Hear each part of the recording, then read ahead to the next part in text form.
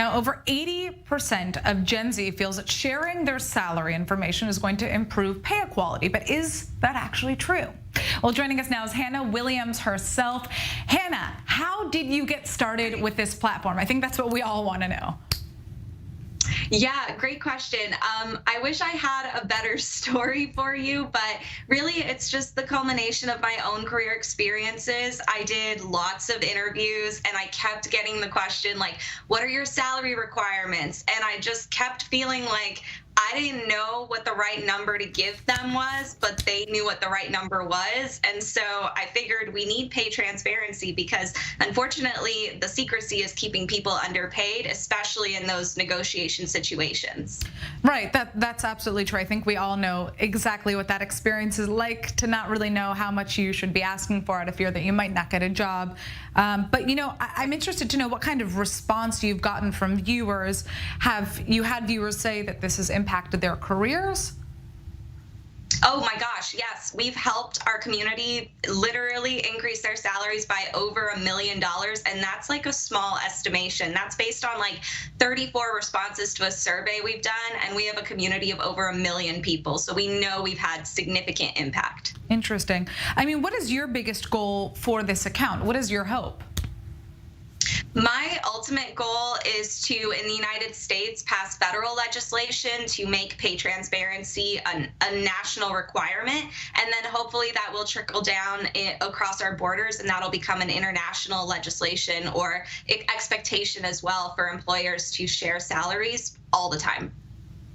So beyond just obviously this TikTok platform that you have, what you're doing on social media, have you created a business out of this in any way? I have, yeah. I used to be a data analyst full-time and I quit my job in May to pursue this full-time. Now salary transparency is a legitimate business. So far it has paid me more than I made in my 9-to-5 full-time. So it's a legitimate business now. It's a full-on media company. A full-on media company. So what exactly are you doing to make this money? Am I allowed to ask you how much you're making doing this? I get that all the time. I can tell you we're going to do an end of year breakdown where we can share exactly what that is because, you know, we've only been doing this since April. So it's really difficult to like explain how much we've made until I can break it down at the end of the year. But I can tell you that it's over 4 times what I used to make as a full-time data analyst, and I made $115,000 a year. So it's like over $500,000 so far. Wow. Okay. All right. So, you know, I guess for anybody who is watching this right now, what are the biggest takeaways? If I am going into an interview and, you know, I have a specific salary in mind that I want to go for, or I feel uncomfortable about even broaching the subject, what should I do? I think the first thing is to take a step back and realize that your time costs money and your time is valuable. And it's so normal to feel like a little bit of a power imbalance in that dynamic where you really want that job.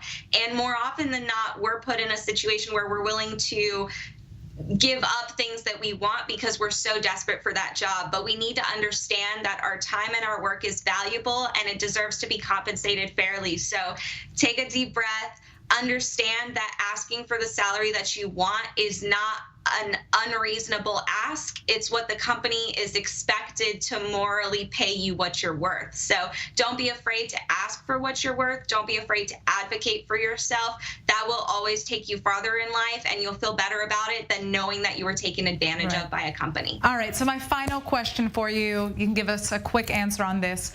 After interviewing, I mean, hundreds, thousands of people about their jobs and how much money they're making, what was the most surprising kind of salaries that you saw in terms of the types of jobs that people were doing? Yeah, most surprising or not surprising, but it still surprises me, is when I talk to teachers who make like less than $40,000 a year.